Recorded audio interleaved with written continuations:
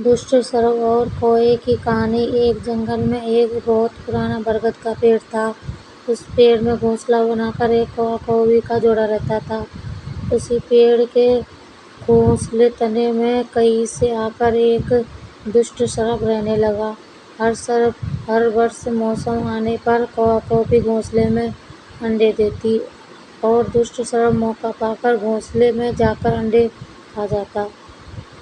एक बार जब कौवा कौवी जल्दी भोजन पाकर शीघ्र ही लौट आए तो उन्होंने उस दुष्ट सर्प को अपने घोंसले में रखे अंडे पर झटपटाते देखा। अंडे खाकर सर्प चला गया। कौवे ने कौवी से धीरज बंधाया, प्रिय, हिम्मत रखो, अब हमें शत्रु का पता चल गया है, कुछ उपाय भी सोच लेंगे।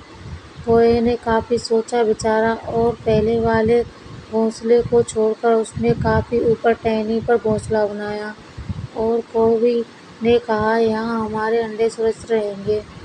हमारा घोंसला पेड़ की चोटी के किनारे निकट है और ऊपर आसमान में चील मंडराती रहती हैं। चील सांप की बैरी हैं। दुष्ट सर्प यहाँ तक आने का साहस नहीं कर पाएगा।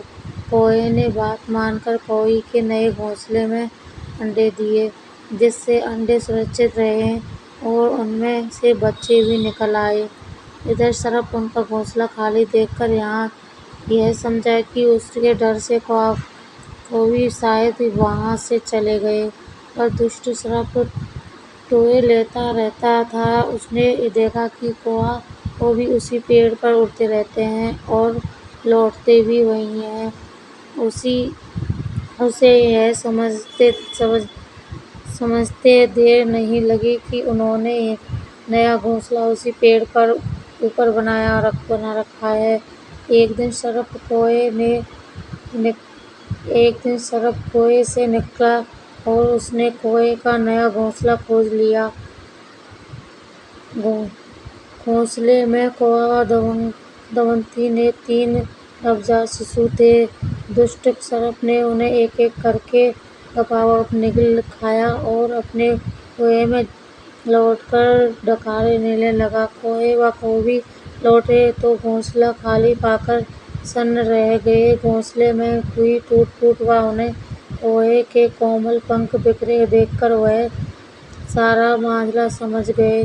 कौवी की छाती तो दूर से फटने लगी। कौवी बिलख उठी, तो क्या हर वर्ष मेरे बच्चे सांप का भोजन बनते रहेंगे? कौवा बोला, नहीं, यह माना कि हमारे सामने विकट समस्या है, पर यहाँ से भागना ही उसका हल नहीं है। विपत्ति के समय ही मित्र काम आते हैं। हमें लोमड़ी मित्र से सलाह लेनी चाहिए। दोनों तुरंत ही लोमड़ी के पास गए। लोमड़ी ने अपने मित्रों की दुख भरी कहानी सुनी। उसने कौवा तथा कौवी के आंसू पोंछे। लोमड़ी ने काफी सोचने के बाद कहा, मित्र, तुम्हें वह पेड़ छोड़कर जाने की जरूरत नहीं है। मेरे दिमाग में एक तरकीब है, उससे उस दुष्ट सर्प से छुटकारा पाया जा सकता है। लोमड़ी ने अपने चतुर दिमाग में आई तरकीब बताई। लोमड़ी की तरकीब सुनकर कौवा कौवी खुशी से उछल उठे। उन्होंने लोमड़ी को धन्यवाद दिया और अपने घर लौट आए। अगले ही दिन योजना अमल में लानी थी। उसी वन में बहुत बड़ा सरोवर था। उसी में कमल और नरगिस के फूल खिले रहते थे। हर मंगलवार को उस प्रदेश की राजकुमारी अपनी सहेलियों के साथ वहाँ जल क्रीड़ा करने आती थी। उनके साथ अंगरक्षक तथा सैनिक भी आते थे। इस बार राजकुमारी आई सरोवर में स्नान करने जल में उतरी तो योजना के अनुसार कौवा उड़ता हुआ वहाँ आया। उसने सरोवर तट पर राजकुमारी तथा उसकी सहेलियों द्वारा उतार कर रखे हुए कपड़ों व आभूषण पर नजर डाली। कपड़े के ऊपर राजकुमारी का प्रिय हीरे व मोतियों का विलक्षण हार रखा था। कौवी ने राजकुमारी तथा सहेलियों का ध्यान अपनी ओर आकर्षित करने के लिए कांव-कांव का शोर मचाया। जब सबकी नजर उसकी ओर घूमी तो कौवा राजकुमारी का हार चोंच में दबाकर ऊपर उड़ गया। सभी सहेलियां चीखीं तो देखो देखो, वह राजकुमारी का हार उठाकर ले जा रहा है। सैनिकों ने ऊपर देखा तो सचमुच एक कौवा हार लेकर धीरे धीरे उड़ता हुआ जा रहा था।